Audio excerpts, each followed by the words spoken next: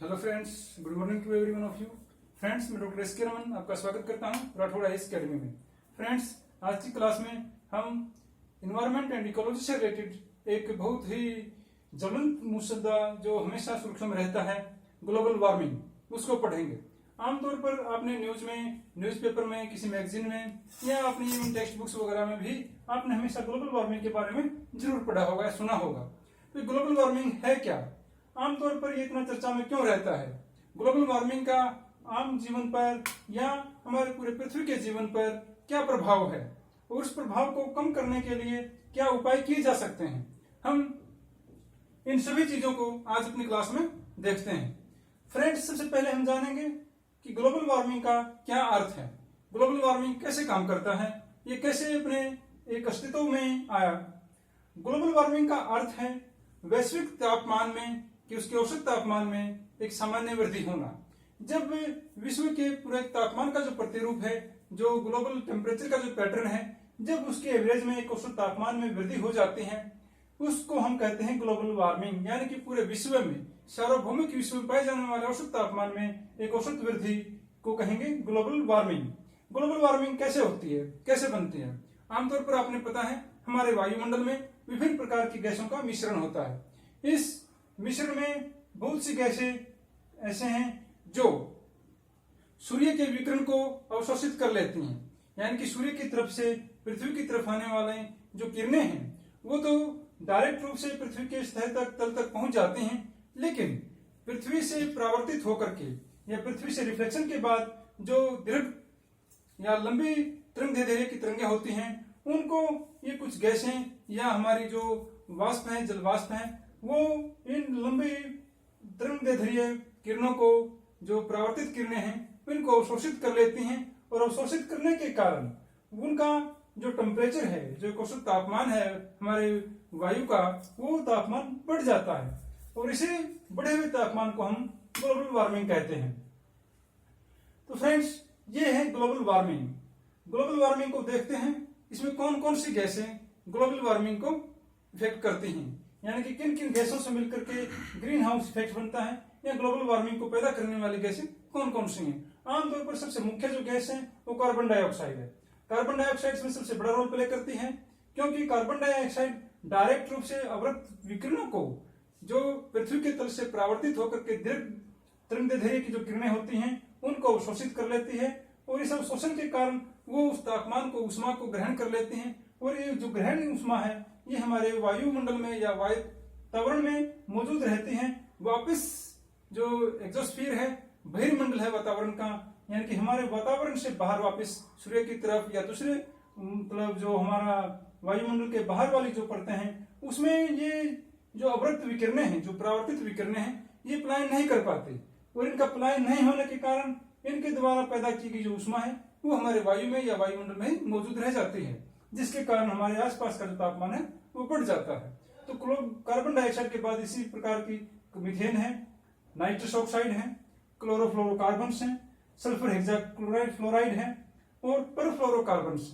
इसके अलावा जलवाष्प, वाटर वेपर हैं, जो वो भी हमारे ग्लोबल वार्मिंग में यानी कि उष्मा को अवशोषण करने में एक अहम रोल प्ले करते हैं। ये कुछ मुख्य गैसें हैं और इन्हीं गैसों के कारण जो ग्लोबल वार्मिंग है या ग्रीन हाउस इफेक्ट है वो पैदा होता है। इसके बाद एक और नई गैस जो कि अमेरिका और यूरोप के साइंटिस्टों ने जो खोजी है और जो आमतौर पर जो अपना डिफेंस इंडस्ट्री है, यानी जो प्रतिरक्षा जो हमारा उद्योग है, डिफेंस से रिलेटेड जो भी हम मिसाइल्स या कोई दूसरे अस्त्र जो पैदा करते हैं, उनके प्रोडक्शन के दौरान या उनकी कार्य प्रणाली के दौरान एक नई गैस का पता लगा है जो पैदा करते हैं और इस गैस को नाम दिया गया है ट्राइफ्लोरोमिथाइल सल्फर पेंटाफ्लोराइड। ये आमतौर पर कार्बन डाइऑक्साइड गैस से 18,000 गुना अधिक काम करती है, यानी किसी ग्लोबल वार्मिंग इफेक्ट है, जो उष्मा को अवशोषण की गति है, वो कार्बन डाइऑक्साइड की तुलना में भी इसकी 18,000 गुना अधिक उष्मा को यह अवशोषित करती है।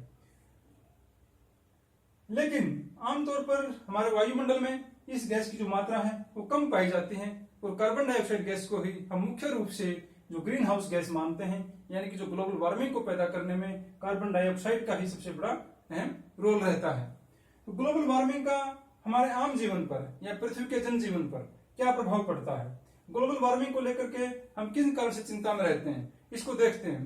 ग्लोबल वार्मिंग का जो इफेक्ट है या इसके जो प्रभाव हैं जो हम जीवन पर या पृथ्वी के जीवन पर पड़ता है उसको देखते हैं। सबसे मुख्य प्रभाव है तापमान में वृद्धि। आमतौर पर अनुमान लगाया गया है कि 1990 के बाद से, स्पेशली 1990 के बाद से और 21वीं सदी के अंत तक आमतौर पर पृथ्वी के औसत तापमान में 1.5 डिग्री सेल्सियस से 5.8 डिग्री सेल्सियस तापमान की वृद्धि होने का अनुमान है। तापमान में वृद्धि से क्या प्रभाव मानव जीवन पर पड़ेगा? आमतौर पर हमारी जो बॉडी का टेम्परेचर सहन करने की जो क्षमता है वो एक एवरेज जो टेम्परेचर है उसको सहन कर पाती है। यदि उससे अधिक तापमान बढ़ जाता है तो जीवों के शरीर पर उसका विपरीत प्रभाव पड़ सकता है। हमारा जो फसल प्रतिरूप है, जो क्रॉप पैटर्न है, वो भी इफेक्ट हो सकता है, क्योंकि प्रत्येक फसल को उत्पन्न होने के लिए, फलने फूलने के लिए एक विशिष्ट टेम्परेचर की रेंज की आवश्यकता होती है। उसी टेम्परेचर रेंज के दौरान हमारी फसलें पैदा होती हैं, जीव जंतु फलते फूलते हैं, मौसम बनते हैं। यदि टेम्परेचर के प्रतिरूप में, पैटर्न में बदलाव होता है तो हमारी बहुत सी चीजों में भी बदलाव हो जाता है, हमारी क्रॉप पैटर्न में, जीवों के व्यवहार में और दूसरी बहुत सी चीजों में। तो इसलिए जो ग्लोबल वार्मिंग है उसका तापमान में वृद्धि होना एक चिंता का विषय बन जाता है। इसके बाद दूसरा है बर्फ पिघलने की दर में तेजी होना। आमतौर पर हम देखा है कि ग्लेशियर्स में बहुत बड़ी बड़ी बर्फ की परतें, बड़ी बड़ी बर्फ की चादरें जमी हुई होती हैं। यदि एक औसत टेम्परेचर में वृद्धि होती है तो इस औसत टेम्परेचर में वृद्धि होने से जो ध्रुवों पर या ग्लेशियर्स में जमी हुई जो बर्फ है, पहाड़ों पर जमी हुई जो बर्फ है, उसके पिघलने की दर तेज हो जाएगी और ये पिघली हुई बर्फ समुद्र तल को बढ़ाएगी। समुद्र तल के बढ़ने से जो समुद्र के छोटे छोटे द्वीप, जैसे कि आजकल आपने सुना है मालदीव में है या कुछ ओशनिया ग्रुप में कुछ छोटे छोटे द्वीप से पलाऊ वगैरह, उन द्वीपों को समुद्र में डूब जाने का खतरा पैदा हो गया है। तो जो ऐसा खतरा है वो बर्फ के पिघलने की दर में तेजी होने के कारण होता है। तो इससे हमारा जो समुद्री किनारे का जो जीवन है उसका जलमग्न होने का डर रहता है और हमारा जो पूरा जो लाइफ है, पूरा जो जीवन सिस्टम है, हमारा जो आर्थिक और सामाजिक प्रणाली है वो अस्त व्यस्त हो जाती है। तो ये ग्लोबल वार्मिंग के कारण चिंता का विषय बन जाता है। इसके अलावा वर्षा का वितरण भी प्रभावित होता है। जो रेन पैटर्न है, रेन का डिस्ट्रीब्यूशन है, वो कैसे प्रभावित होता है? आमतौर पर आपने पता है कि जब वर्षा होती है तो वर्षा के को संभव बनाने के लिए या वर्षा में जो टेम्परेचर है और जल वाष्प है, इन दोनों का योगदान होता है। इस टेम्परेचर के कारण यदि टेम्परेचर का प्रतिरूप प्रभावित हो जाता है, उसका प्रतिरूप बदल जाता है, तो वर्षा का भी प्रतिरूप बदल जाएगा। और वर्षा का यदि प्रतिरूप बदल जाता है तो वर्षा का प्रतिरूप बदलने से हमारी जो फसलों का प्रतिरूप है वो भी बदल सकता है। क्योंकि सपोज कीजिए जैसे कि चावल की फसल है, चावल की फसल को अधिक वर्षा की आवश्यकता होती है। यदि चावल के फसल को टाइम पर पूरी पर्याप्त मात्रा में वर्षा नहीं मिलती है तो चावल की जो उत्पादन है, चावल का उत्पादन प्रभावित होगा। उसी प्रकार से गेहूं की जो फसल है उसको कम वर्षा की आवश्यकता होती है, लेकिन यदि गेहूं के मौसम के समय पर अधिक वर्षा होती है तो उससे हमारा गेहूं का जो उत्पादन है वो विपरीत तरीके से प्रभावित हो जाएगा। और इस प्रकार से वर्षा का जो वितरण है वो हमारी फसलों के प्रतिरूप को प्रभावित करेगा और फसलों का जो उत्पादन है वो खाद्य समस्या उत्पन्न कर सकता है और मानव जीवन के वो विपरीत तरीके से प्रभावित कर सकता है। इसके अलावा जैव विविधता को खतरा पैदा हो जाता है। आमतौर पर हमारे एनवायरमेंट में बहुत से छोटे छोटे जीव जंतु होते हैं, उनका एक पैटर्न होता है, वो अपने एनवायरमेंट में एक एडजस्ट कर चुके होते हैं, एक एडेप्टेशन को अपना चुके होते हैं और इस एडेप्टेशन के दौरान वो आसपास के टेम्परेचर के अनुसार ढल चुके होते हैं। लेकिन यदि इस टेम्परेचर में कुछ विपरीत वृद्धि होती है तो इससे छोटे छोटे जीवों का या हमारी जैव विविधता का जो है उस पर विपरीत प्रभाव पड़ेगा और उसके प्रति एक खतरा उत्पन्न हो जाता है। आमतौर पर आपने देखा है कि समुद्र में पाई जाने वाली बहुत सी मछलियों का जो प्रतिरूप है वो तापमान की वृद्धि के कारण वो उनका पैटर्न है, उनका जो जीवन शैली है वो बदल जाता है और बहुत सी मछलियां जो है मर जाती हैं। तो ये ग्लोबल वार्मिंग के कारण हमारा जो समुद्री जनजीवन है या जो हमारी जो जैव विविधता है, बायोडायवर्सिटी है, वो विपरीत तरीके से प्रभावित होती है। इसके अलावा नए प्रकार के रोगों को जन्म देता है। ग्लोबल वार्मिंग के कारण आमतौर पर आपने देखा है कि जब वर्षा का सीजन होता है जहां पर तापमान भी अधिक होता है और आर्द्रता भी अधिक होती है, तो ऐसे समय में बहुत से छोटे छोटे कीट पैदा हो जाते हैं। वो कीट जैसे कि मच्छर है, वर्षा के मौसम में जब टेम्परेचर भी अधिक होता है और आर्द्रता भी अधिक होती है तो मच्छरों का जो है फलना फूलना वो बहुत बड़े स्तर पर मच्छर पैदा हो जाते हैं। इसी प्रकार से छोटे छोटे दूसरे कीट पैदा हो जाते हैं और ये कीट मानव में, पशुओं में अनेक प्रकार के रोगों को पैदा करते हैं। तो ये सब जो नए नए रोग हैं ये मानव को प्रत्येक रूप से, उसकी शारीरिक रूप से, मानसिक रूप से, आर्थिक रूप से नुकसान पहुंचाते हैं और मानव के लिए चिंता का कारण बन जाता है। तो फ्रेंड्स, ये है मुख्य मुख्य ग्लोबल वार्मिंग के इफेक्ट या उसके प्रभाव जो मानव जीवन को विपरीत तरीके से प्रभाव करते हैं, और इसी प्रभाव के कारण ग्लोबल वार्मिंग जो है हमारे लिए चिंता का विषय बना हुआ है। लेकिन सिर्फ चिंता करने से ही काम नहीं चल जाता, हमने इसको उपाय करने पड़ेंगे, ग्लोबल वार्मिंग को रोकने के लिए उपाय करने पड़ेंगे। तो इसके लिए कुछ रेमेडीज हमें अपनानी होंगी, कुछ उपाय हमें करने होंगे, और इन्हीं उपायों के प्रयास में इंटरनेशनल लेवल पर, अंतर्राष्ट्रीय स्तर पर कुछ प्रयास किए गए। उन अंतर्राष्ट्रीय स्तर के प्रयासों में सबसे पहला जो प्रयास, मुख्य जो प्रयास था, वो था स्टॉकहोम सम्मेलन जो 1972 में हुआ। 1972 में ही 5 जून को पर्यावरण दिवस मनाने का प्रचलन शुरू हुआ। 1972 में स्टॉकहोम जो स्वीडन की राजधानी है, वहां पर विश्व के बड़े बड़े राजनेता, मुख्य मुख्य देशों के प्रतिनिधि ग्लोबल वार्मिंग को लेकर के या वैश्विक तापमान में होने वाली वृद्धि को, जलवायु परिवर्तन को लेकर के चिंतित जो लोग थे, उन्होंने एक विचार विमर्श के लिए एक सम्मेलन आयोजित किया, और उस सम्मेलन में सहमति बनी कि ग्लोबल वार्मिंग को कम करने के लिए या जलवायु परिवर्तन को कम करने के लिए कुछ उपाय किए जाएं। और उसके बाद इसी क्रम में जो गए 1992 में रियो डी जेनेरियो जो कि ब्राजील की राजधानी है, ब्राजील की राजधानी में फर्स्ट पृथ्वी शिखर सम्मेलन हुआ। फर्स्ट पृथ्वी शिखर सम्मेलन में 2000 तक, यानी कि 2000 तक जो विकसित देशों के द्वारा कार्बन डाइऑक्साइड गैस का उत्सर्जन है उसको कम करने पर सहमति बनी। इसे आमतौर पर जो 1990 का जो लेवल था, यानी कि 1990 के लेवल तक उसे कम करने के लिए सहमति बनी कि आने के वाले 10 सालों में जो औद्योगिक रूप से विकसित देश हैं वो कार्बन डाइऑक्साइड के लेवल को उसी लेवल तक लेकर के आएंगे जो 1990 तक या उससे पहले तक था। तो ये अपने आप में एक बहुत बड़ा महत्वपूर्ण प्रयास था, जब विश्व के सभी देशों में कार्बन डाइऑक्साइड गैस के उत्सर्जन को, उत्पादन को लेकर के कम करने में सहमति बनी। इसी क्रम में जो नेक्स्ट कड़ी थी क्योटो प्रोटोकॉल 1997 में, जापान में जो क्योटो शहर है उसमें यूएन के द्वारा जो UNFCCC ऑर्गेनाइजेशन है यूएन का, उसके तत्वावधान में, उसकी देखरेख में एक सम्मेलन आयोजित किया गया, और इस सम्मेलन में पहली बार विधिक कदम उठाए गए। इसमें जो देश को आमतौर पर जो पहले हमारा जो एक प्रोटोकॉल था पृथ्वी शिखर सम्मेलन, वो आमतौर पर बाध्यकारी नहीं था, उसमें कोई ऐसे बाध्यकारी प्रोविजन नहीं थे जो किसी देशों को बाध्य करते हों। इस कमी को दूर करने के लिए क्योटो प्रोटोकॉल में प्रोविजन किए गए और लोगों को कुछ बाध्य किया गया कि नहीं, आपने ऐसा कदम उठाना ही पड़ेगा, नहीं तो आपके खिलाफ एक्शन भी लिया जा सकता है, आपके खिलाफ कुछ कार्रवाई भी की जा सकती है।